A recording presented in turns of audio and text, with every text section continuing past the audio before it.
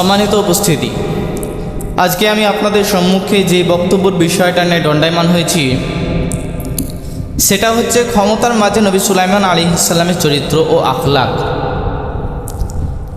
তো আজকে আমরা এমন একটা সময়ে বসবাস করছি যেই সময়ে সারা পৃথিবীতে নানা ধরনের সমস্যা দেখা যাচ্ছে। কোথাও মূল্যবৃদ্ধি, কোথাও বেকারত্ব, কোথাও দুর্নীতি, কোথাও চাঁদাবাজি, কোথাও ধর্ষণ, কোথাও হিংসে, বিভেদ, মারামারি, কাটাকাটি। আজকে আমাদের সমাজে এগুলো বেড়ে চলেছে। তো আমরা অনেক সময় আমরা একটা প্রশ্ন করি আল্লাহর কাছে বা মানুষের কাছে, আমরা একটা অভিযোগ করি যে আমাদের নেতারা ভালো নেই। আমাদের নেতারা যদি ভালো হতো, আমাদের প্রধানমন্ত্রী, মুখ্যমন্ত্রী তারা যদি ভালো হতো, তাহলে আমাদের দেশটা ভালোভাবে চলতো। তারা পরিচালনা করতে পারে না, তারা আমাদের দেশটাকে কিভাবে নেতৃত্ব দিতে হয় সেই নেতৃত্বটা তারা দেয় না। আমরা অনেক সময় এটা অভিযোগ করি, কিন্তু আল্লাহ রাব্বুল আলামিন কুরআন পাকের মধ্যে বললেন যে হে পৃথিবীর মানুষ, তোমরা শোনো, তোমরা এক একটা পুরুষ এক একটা নেতা। এটা আল্লাহ রাব্বুল আলামিন বলছেন। তো আল্লাহ বলছেন যে লিমা তাকুলুনা মা লা তাফআলুন, তুমি যেটা করো না, যেটা তুমি করতে পারো না, সেটা তুমি অপরে তুমি দেখতে যেও না। এটা আল্লাহ রাব্বুল আলামিন বলছেন। আমরা কোন নেতা, কোন প্রধানমন্ত্রী, মুখ্যমন্ত্রী আমরা দোষ দিই যে তারা ভালো নয়, তারা খারাপ, তারা আমাদেরকে নেতৃত্ব দেয় না, এটা আমরা অভিযোগ করি। কিন্তু আল্লাহ রাব্বুল আলামিন বলছেন যে হে পৃথিবীর মানুষ, তোমরা শোনো, আর রিজালু কাওয়ামুনা আলান নিসা বিমা ফাদ্দালাল্লাহু বা'দাহুম আলা বা'দিন। এটা আল্লাহ রাব্বুল আলামিন বলছেন। আল্লাহ বলছেন প্রতিটা পুরুষ মানুষ হলো নেতা। তার পরিবার, তার ছেলে সন্তান, বিবি বাচ্চা, তাদের মধ্যে সে হলো একজন নেতা। সে কি করবে? সে তার পরিবারকে, তার বিবি সন্তানদেরকে সে নেতৃত্ব দেবে, ভালো কাজের দিকে আহ্বান করবে, তাদেরকে কিভাবে চালাতে হয় সে নেতৃত্ব দিয়ে তাদেরকে চালাবে। কিন্তু দেখেন, আজকে আমরা চালাতে পারি না। আমাদের সন্তানদেরকে, আমাদের পরিবারের নেতৃত্ব আজকে আমরা দিতে পারি না। আমরা দিতে পারি? জি না। আমরা আমাদের পরিবারের নেতৃত্ব দিতে পারি না। আমরা একজন নেতা, আর আমরা কোন নেতা কি করলো, কোন নেতা কি করলো না করলো, আমরা তাদের নেতৃত্ব দেখতে যাই যে তারা আমাদের দেশের নেতা, কিন্তু তারা নেতৃত্ব দেয় না। কিন্তু আল্লাহ বলছেন তুমি তো নিজেই তো তুমি নেতৃত্ব দিতে পারো না। এটা আল্লাহ রাব্বুল আলামিন বলছেন। আপনি একজন নেতা, আর আপনার পরিবারে 5টা 7টা মানুষ আছে, আপনার বিবি বাচ্চা নিয়ে। তো আপনার 5টা 7টা মানুষের আপনি একজন নেতা।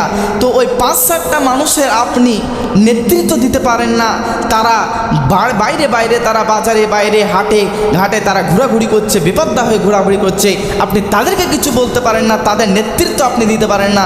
আর আপনি কোন মুখ্যমন্ত্রী, প্রধানমন্ত্রী, তাদের আপনি নেতৃত্বটা দেখতে যাচ্ছেন। এটা আল্লাহ বলছেন খবরদার তুমি নেতৃত্ব দেখতে যেও না। আল্লাহ রাব্বুল আলামিন বলছেন যে হে পৃথিবীর মানুষ, সর্বপ্রথম তুমি নিজেরটাও তুমি দেখো, সর্বপ্রথম নিজে পালন করো, তারপরে তুমি অপরটা তুমি বলতে যাও। আমাদের নেতা, আমাদের প্রধানমন্ত্রী, মুখ্যমন্ত্রী এটা ভালো নয়, এটা আমরা জানি। তো আপনার বাড়ির সামনে একটা রাস্তা আছে, সে রাস্তার মধ্যে একটা উজুট হয়ে গেছে, ওই রাস্তার মধ্যে একটা খাল হয়ে গেছে। তো ওখানের মধ্যে যদি আপনি ওই রাস্তাতে যদি আপনি এক পেঁচা যদি বালি পাথর যদি দিয়ে দেন, তাহলে সে রাস্তাটা ঠিক হয়ে যায়। তো এটা যদি আপনি করেন, তাহলে আপনার এটা কী ক্ষতি হবে? এটা তো আপনারই কাজ, এটা আপনার দায়িত্ব। তো আপনি সেটা করতে পারেন না, আর আপনি মনে করছেন কার আশাতে আপনি বসে থাকছেন, কোন নেতার আশায় আপনি বসে থাকছেন যে তারা রাস্তা ঠিক হয়ে যাবে।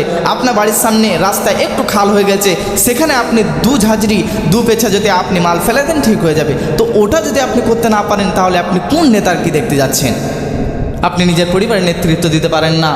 আপনার বিবি বাচ্চা সারা দিন, আপনার বিবি বাচ্চা উলঙ্গ হয়ে, আপনার বিবি বাচ্চা কোথায় কোথায় কোথায় নগ্ন হয়ে ঘুরে বেড়াচ্ছে, আপনি তাদেরকে ঠেকাতে পারেন না। আমাদের প্রধানমন্ত্রী, মুখ্যমন্ত্রী তারা আমাদেরকে নেতৃত্ব দেয় না, এটাই ঠিক। কিন্তু আজকে আমরা আমাদের পরিবারকেও নেতৃত্ব দিতে পারি না।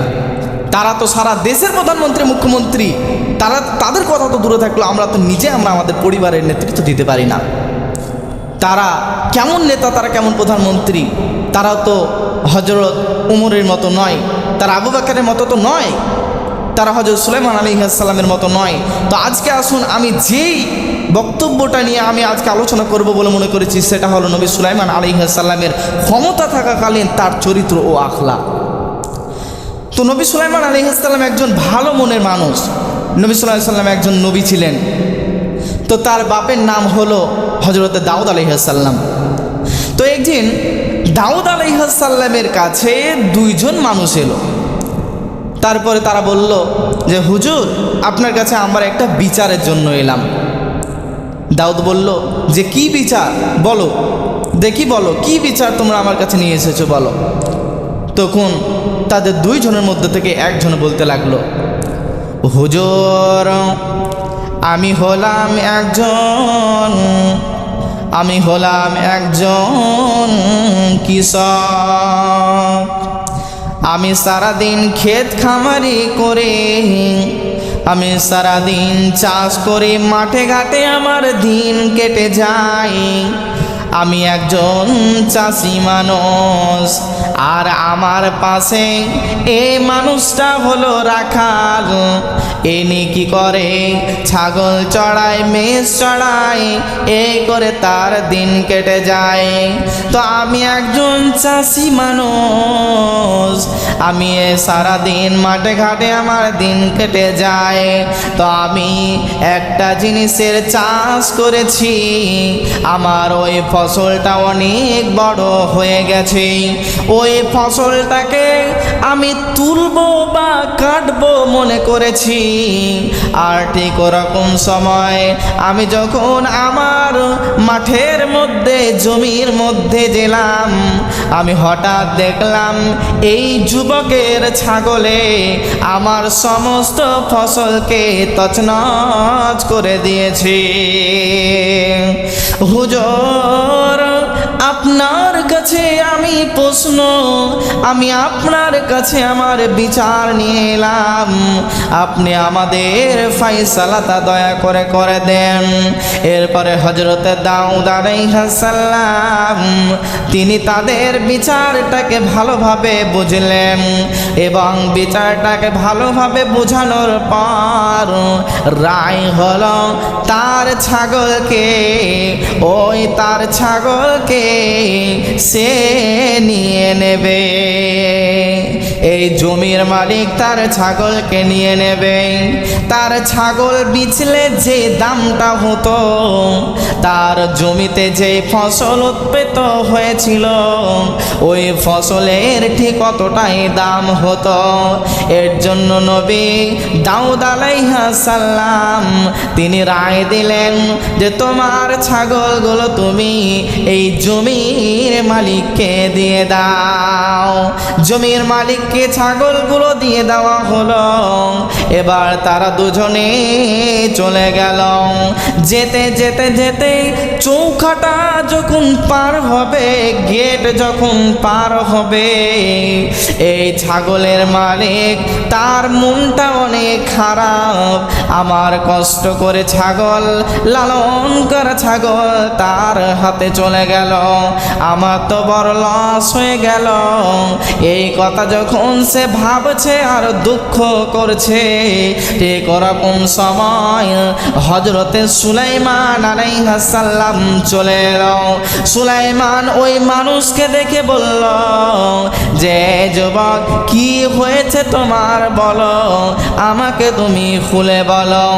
এবার ওই যুবকটা বলল, আমার অনেক ছাগল ছিল, এই ছাগলগুলো হলো আমার, আর এই ছাগলগুলোতে এই মানুষটার সমস্ত ফসল খেয়ে নিয়েছিল। এর ফলে তোমার বাবার কাছে আমি বিচার নিয়ে এলাম। এই বিচারের রায় হলো যে আমার ছাগলগুলো এই জমি মালিক নিয়ে নেবে। সুলাইমান আলাইহিস সালাম বলল যে তোমরা আবার আমার বাবার কাছে চলো, আমি তোমাদের বিচারটা বা সুন্দর করে করে দেব, আমি বিচারটা সুন্দর করে করে দেব। এরপরে নবী দাউদের কাছে গেলেন এবং দাউদকে বললেন, হে আমার প্রাণের বাবা গো, তুমি এই বিচারটা যদি তুমি আমার হাতে তুমি ছেড়ে দিতে, আমি দেখতাম আমি কিভাবে বিচার করতে পারি, আমি কিভাবে তাদের বিচারটা ফয়সালা করতে পারি। আপনি আমাকে যদি অনুমতি দিতেন তাহলে এটা অনেক ভালো হতো। এরপর নবী দাউদ খুশি হয়ে তার সন্তান সুলাইমানকে দিলেন যে তুমি এই বিচারটাকে তুমি করো, তোমার বিচারটা কেমন হচ্ছে আমি দেখি, তুমি বিচারটা করো। এরপরে ছাগলের মালিককে বললেন যে মালিক তুমি শোনো, তুমি ওর জমিতে যত ফসল উৎপন্ন হয়েছিল তুমি তার ফসলগুলোকে সুন্দরভাবে ওরকমভাবে তুমি উৎপন্ন করে দেবে এবং তোমার ছাগলগুলো তার কাছেই থাকবে। যেদিন এই ফসলগুলো বড় হয়ে যাবে তোমার ছাগল তুমি পেয়ে নেবে এবং ওর ফসলগুলো তুমি ওকে দিয়ে দেবে। এরপরে ফসলের মালিককে জমির মালিককে বলছে, এবার আপনি একটা কথা শুনুন, যেই কথাটা হলো যে আপনি যতদিন আপনার ফসল বড় না হবে, যতদিন আপনার ফসলগুলো বড় না হয়ে যাবে, অতদিন আপনি এই ছাগলগুলোকে আপনি ভালোভাবে পালবেন, এই ছাগলের দুধ দোয়াবেন এবং এই ছাগলের পেট থেকে যত বাচ্চা হবে এই বাচ্চাগুলো তোমার হয়ে যাবে। এই বিচারটা দেখে দুজনই রাজি হয়ে গেল, রাখালও রাজি হয়ে গেল এবং এই ফসলের মালিক জমির মালিকও রাজি হয়ে গেল। এরপরে কি করল, নবী দাউদ আলাইহিস সালাম তার সন্তানের বিচার দেখে খুশি হয়ে গেল। এরপরে আমার আল্লাহও খুশি হয়ে গেল এবং আল্লাহ একটা কোরআনে আয়াত নাজিল করে দিল। আল্লাহ রাব্বুল আলামিন বললেন, ফাফাহামনাহা সুলাইমানা ওয়া কুল্লা আতাইনা হুকুমান ওয়া ইলমা। আল্লাহ রাব্বুল আলামিন বললেন, এরে সুলাইমান, আমি তোমাকে যেই বিচারটা যেই ফয়সালাটা বুঝিয়ে দিয়েছিলাম তুমি ওই মতে তুমি বিচার করেছো, আমি তোমার ওপরে খুশি হয়ে গেছি, আমি তোমার ওপরে রাজি হয়ে গেছি সুলাইমান। তার বাবা দাউদ তার সন্তান সুলাইমানের বিচার দেখে তার বাবাও খুশি এবং আল্লাহ রাব্বুল আলামিনের উপর থেকে আল্লাহ রাব্বুল আলামিনও তিনি খুশি হয়ে গেলেন, কারণ আল্লাহ রাব্বুল আলামিন এই বিচারটা সুলাইমান আলাইহিস সালামকে বুঝিয়ে দিয়েছিলেন।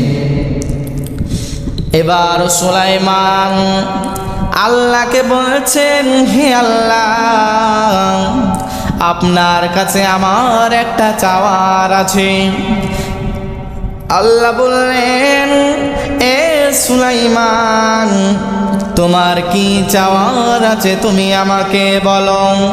এবার আল্লাহকে বললেন, বিসমিল্লাহির রহমানির রহিম, ক্বালা রাব্বিগফিরলি ওয়া হাবলি মুলকান লা ইয়ানবাগি।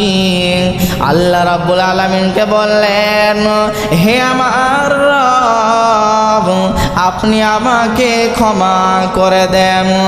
এরপরে যেটা বললেন, মুলকান লা ইয়ানবাগি, আল্লাহকে বললেন, হে আমার রব, আপনি আমাকে এমন রাজত্ব দান করেন যে রাজত্বটা আমার পূর্বেও কেউ পায়নি এবং আমার পরেও যারা আসবে তারাও এই রাজত্বটা পাবে না। শুধুমাত্র আমার তোমার কাছেই সীমাবদ্ধ থাকবে, এটা তুমি আমাকে এই রাজত্বটা দিয়ে দেন। আল্লাহ রাব্বুল আলামিন তার দোয়াতে আল্লাহ তাকে রাজত্ব দিয়ে দিলেন, তাকে অনেক কিছুর মালিক বানিয়ে দিলেন এবং তাকে অনেক কিছুর মালিক করে দিলেন। যেমন জিনেরা তার কথা শুনতে পেত, জিনেদের সঙ্গে সে কথা বলতো এবং কি করত, হাওয়ার কথা সে বুঝতে পারত এবং হাওয়াও তার কথা শুনতে পেত। পিঁপড়ার কথা সে বুঝতে পারত এবং পিঁপড়ার কথা সে যেমন বুঝতে পারত, পিঁপড়েও নবী সুলাইমানের কথা বুঝতে পারত। এরকম ভাবে অনেক কিছু নিদর্শন তার ভিতরে দিয়ে দেওয়া হয়েছিল।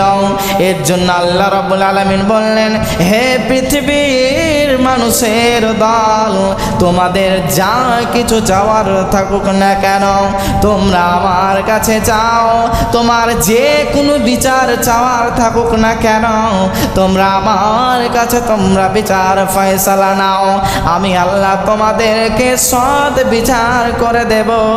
এবং তোমাদেরকে বলছি, তোমরা যখন কোনো বান্দার কোনো মানুষের বিচার করবে তখন তোমরা ভালো মতন বিচার করবে, ন্যায়পরায়ণ শাসকের মতো তোমরা বিচার করবে। যেমন হযরতে উমর বিচার করত, হযরতে আবু বকর যেমন বিচার করত, তুমি তাদের মতো তুমি বিচার করবে, কোনোদিন তোমরা ন্যায় বিচার তোমরা করবে না।